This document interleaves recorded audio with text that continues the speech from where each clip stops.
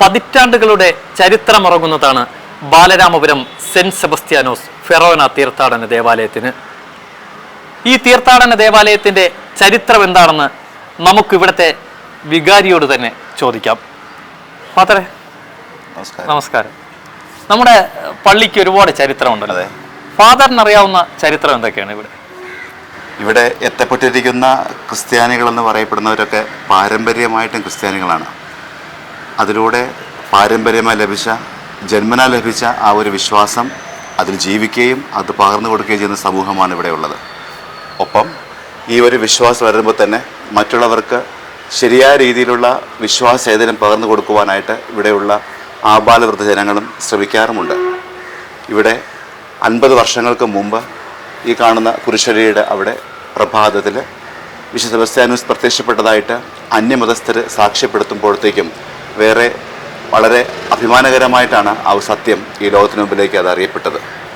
ഇന്നും ആ ഒരു സ്നേഹ സാന്നിധ്യത്തിൻ്റെ ഓർമ്മയ്ക്കായിട്ട് ഈ എല്ലാ ജനങ്ങളും ഈ വിശുദ്ധ സന്നിധിയിലേക്ക് എത്തപ്പെടുകയും ഒത്തിരി നേരം പ്രാർത്ഥിച്ചുകൊണ്ട് അവരുടെ സങ്കടങ്ങളും പ്രയാസങ്ങളും ഒക്കെ ശമിപ്പിച്ചു പോകുന്നതായിട്ട് കാണാനായിട്ട് സാധിക്കുന്നുണ്ട്.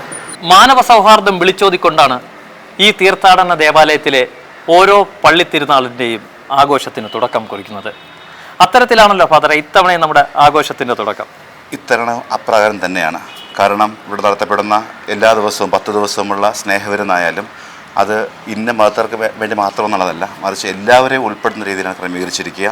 ഇവിടെ തന്നെ ചെയ്യുന്ന കാരുണ്യ പ്രവൃത്തികളുണ്ട് ഓരോ ദിവസവും തിരുക്കർമ്മങ്ങളോടൊപ്പം തന്നെ. അതും ഇന്ന മതസ്ഥരെന്ന് പ്രത്യേകിച്ചൊന്നുമില്ല. ആരാണോ ആവശ്യമുള്ളവർ, ആരാണോ അവശരായിട്ടുള്ളവർ, അവർക്കെല്ലാം ലഭ്യമാകുന്ന രീതിയിലുള്ള ഒരു ക്രമീകരണമാണ് നമ്മൾ ചെയ്തുകൊണ്ടിരിക്കുന്നത്.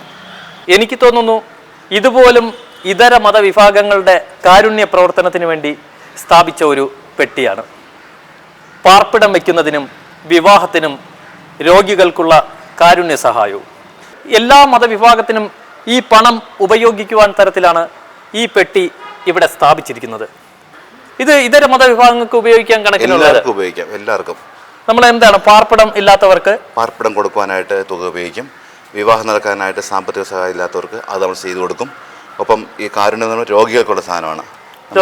എല്ലാ മാസവും നമ്മളിത് കൊടുത്തുകൊണ്ടിരിക്കുന്നുണ്ട്. ഇപ്പൊ തന്നെ ഇത് നിറയുന്നതിനനുസരിച്ച് ഓരോരുത്തർക്കും സഹായം എത്തിക്കുകയാണ് നമ്മുടെ ലക്ഷ്യം. അത് മതമൊന്നും പ്രശ്നമില്ല. ആർക്കും തന്നെ കൊടുക്കും. അത് നമ്മൾ അപേക്ഷ സ്വീകരിച്ചിട്ട് അത് അർഹരാണെന്ന് തോന്നുകയാണെങ്കിൽ തീർച്ചയായിട്ടും അത് കൊടുത്തിരിക്കും നമ്മൾ. ഇനി ഇതൊന്നു കഴിഞ്ഞ വർഷവും ഈ വർഷവും പള്ളി തിരുനാളിന് മറ്റു മതവിഭാഗങ്ങളെ ഉൾപ്പെടുത്തിയാണ് ഈ കൊടിയേറ്റിൽ തന്നെ അതിന്റെ തിരുനാളിന്റെ തുടക്കം കുറിക്കുന്നത് അല്ലേ? ഇത്തവണ അങ്ങനെ തന്നെയായിരുന്നു. നമ്മുടെ ഇവിടെ കൊടുക്കുന്ന സായാഹ്ന ഭക്ഷണവും മറ്റു ഭക്ഷണങ്ങളും ഒക്കെ ഇതര മതവിഭാഗങ്ങളെ ഉൾപ്പെടുത്തി അവരെ ക്ഷണിച്ചു വരുത്തിയൊക്കെയാണ്. ഇല്ല, നമ്മുടെ തിരുനാളിന്റെ ഭാഗമായിട്ട് അതിന്റെ ചൈതന്യം പോലും അങ്ങനെയാണ്. എല്ലാവരും ഉൾപ്പെടുത്തുക എന്നുള്ളത് തന്നെയാണ്. അതിന്റെ ഭാഗമായിട്ട് പാവങ്ങളുണ്ട്, അല്ലാത്തവരുണ്ട്, ക്രിസ്ത്യാനികളുണ്ട്, അക്രൈസ്തവരുണ്ട്, എല്ലാവരെയും ഉൾപ്പെടുത്താനാണ് നമ്മൾ ചെയ്തുകൊണ്ടിരിക്കുന്നത്.